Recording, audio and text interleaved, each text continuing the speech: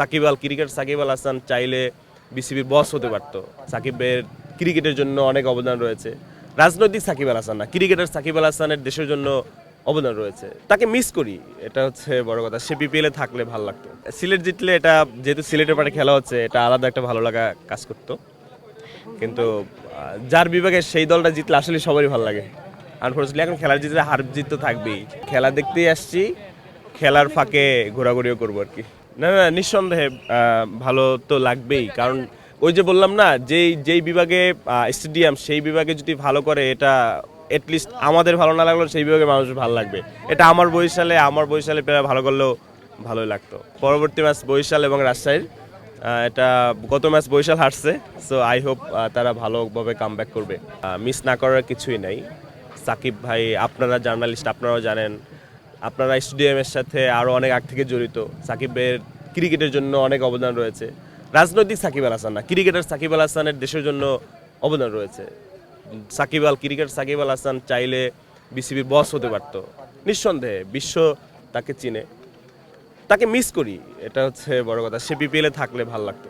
সাকিব আল হাসান একটা ব্র্যান্ড, মাশরাফিও একটা ব্র্যান্ড। এখন রাজনৈতিক কোন্দলে পড়ে একটা সিস্টেম হয়ে গেছে, কিন্তু অবশ্যই কমতি। সাকিব আল হাসান, আপনি সাকিব নাই তবুও তো মাঠে সাকিব সাকিব স্লোগান হয়। কেন হয়? নিশ্চয়ই মানুষ তাকে ভালোবাসে, মানুষ তাকে চাচ্ছে।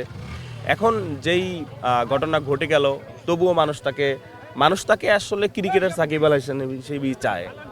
এখন যে কোনো কারণে তো ঘটনা ঘটে গেছে, এখন আর কি করার। কিন্তু মানুষ চাচ্ছে, আমিও চাচ্ছি সাকিব আল হাসান সমস্ত ঝইঝামেলা মিটমাট করে আবার ক্রিকেটে ফিরে আসুক। এখন অনেক কিছু দেওয়ার বাকি আছে। ধাক্কা তো আসলে লাগছি, কারণ হচ্ছে নাহিদ রানা দুর্দান্ত বোলিং করছে। আবার হচ্ছে গিয়া তামিম ইকবালের স্টাম্প ছুটে গেছে, মাহমুদুল্লাহ ভাইয়ের স্টাম্প ছুটে গেছে নাহিদ রানার বলে। সো আমরা এ নিয়েও অনেক মজা করেছি যে তুমি নাহিদ রানা ছোট প্লেয়ার, তামিম ইকবালের স্টাম্প ছুটে ফেলা। সো নাহিদ রানা নিঃসন্দেহে আমাদের বাংলাদেশের জন্য প্রাউড, আমাদের বাংলাদেশকে অনেক দূর এগিয়ে নিয়ে যাবে। বাট লঞ্চে ধাক্কা খাইছে, আই হোপ সামনে আরো ভালোভাবে চালাই যাবে। শুধু আমি না, not only mango but also লিচুও। ফুল বাংলাদেশ টিম হয়ে গেছে, তো আর মনে হয় না কাউকে দরকার আছে। কিন্তু ওই শাহিন আফ্রিদি এরা মনে হয় আর দু একটা ম্যাচ খেলে চলে যাবে। আরো নট অনলি বরিশাল, আরো ফ্রান্সাইজগুলোতে আরো বিগ বিগ প্লেয়ার আসুক, এটাই আমরা চাই। যে কুমিল্লা সবসময় ভালো লাইক হচ্ছে, আমরা বলে থাকি যে আইপিএল এর একটা মিনি দল। কুমিল্লা থাকলে ভালো টিম তারা করে থাকে। সো প্রতিটা ফ্রান্সাইজি ভালো বিগ বিগ, যেমন করে সিলেট এই যে রাকিম কর্নেল নিয়ে আসছে, এখন পর্যন্ত খেলানো হয় নাই। তো আশা করি কালকে হয়তো কালকে বরিশালের সাথে সিলেটের খেলা। মূলত সেও একটা ফোকাস, ওই জন্য আসছে যে তার খেলা সরাসরি দেখি। ওই পাশে তো পাহাড় আছে, পাহাড়ে 6 উঠুক বল উঠুক, এটাই দেখতে চাই। এখন হচ্ছে বরিশাল এর আগে কাপ নিছে। আমার পার্সোনাল ওপিনিয়ন হচ্ছে যে কাপটা ঘুরুক, যেই দল কাপ পায় নাই সেই দল কাপ পাক। এখন আমার কাছে, আমি যে প্রতিবার কাপ নিব, কুমিল্লা যে বরাবর কাপ নিয়েছিল, ওটা একঘেয়েমি হয়ে যায়।